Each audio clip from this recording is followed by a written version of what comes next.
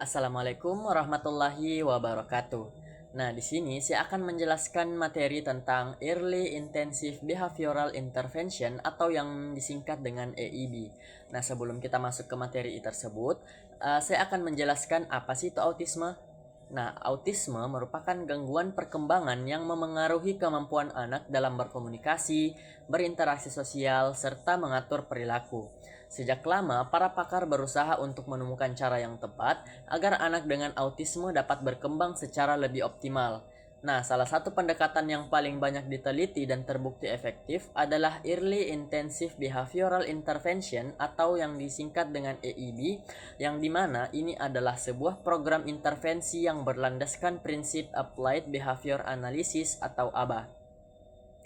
EIB sendiri menekankan bahwa pentingnya intervensi yang dilakukan sejak usia dini dengan intensitas yang tinggi.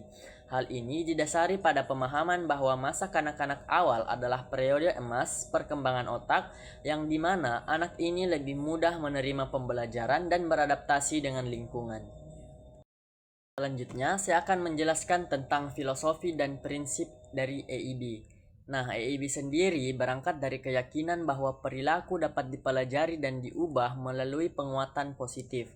Anak dengan autisme seringkali mengalami kesulitan dalam memahami cara berinteraksi maupun dalam cara berkomunikasi, sehingga mereka membutuhkan bantuan yang sistematis dan terstruktur. Dengan demikian, dengan memberikan stimulus yang tepat, latihan berulang, serta penguatan yang positif, anak dapat mempelajari keterampilan baru yang sebelumnya itu sulit untuk mereka kuasai. Nah, pendekatan ini tidak hanya berfokus pada pengurangan perilaku yang bermasalah, tetapi juga pada pengembangan kemampuan dasar seperti kontak mata, perhatian bersama atau joint attention, imitasi, komunikasi, dan keterampilan sosial.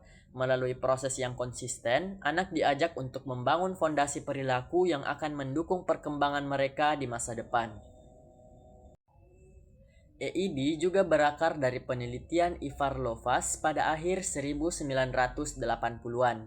Ia menemukan bahwa anak dengan autisme yang mendapat intervensi berbasis Applied Behavior Analysis atau ABA secara intensif, sekitar 40 jam per minggu selama 2 tahun, mengalami peningkatan yang signifikan dalam IQ, kemampuan bahasa, dan keterampilan sosial. Temuan ini menjadi tonggak penting yang mengubah cara dunia memandang intervensi autisme.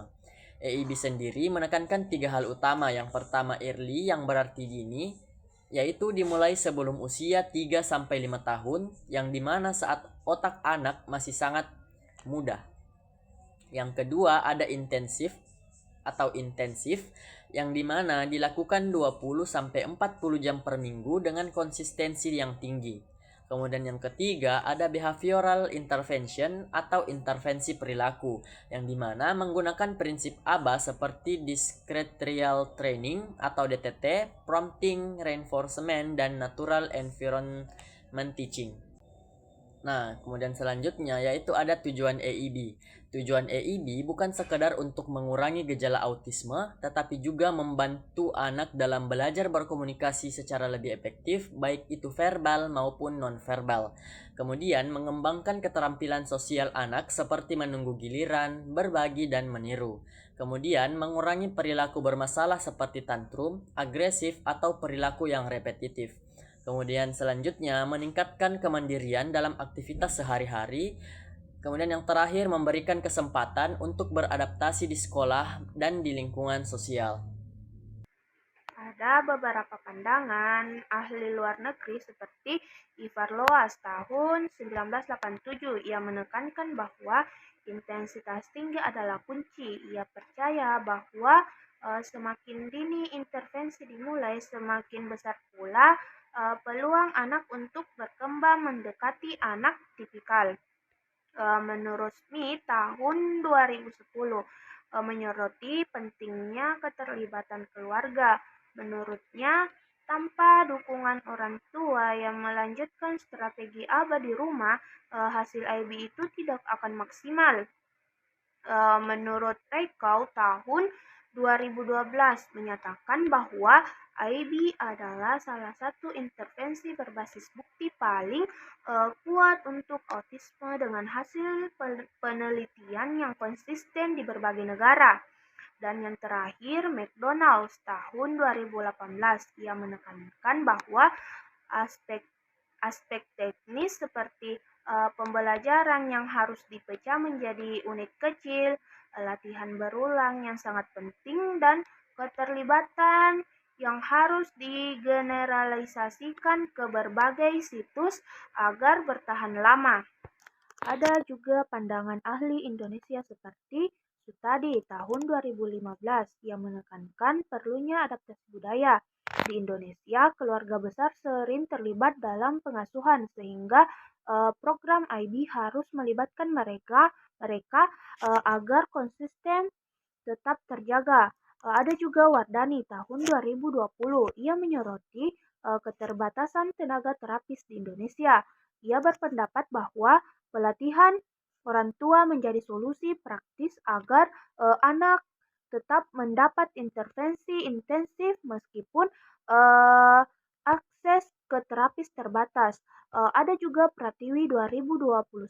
Ia melihat bahwa IB di Indonesia sering dikombinasikan dengan terapi wicara dan okupasi karena banyak anak autisme juga mengalami kesulitan bahasa dan motorik halus. Ada juga Hidayat tahun 2022. Ia menekankan perlunya dukungan kebijakan pemerintah agar IB lebih terjangkau.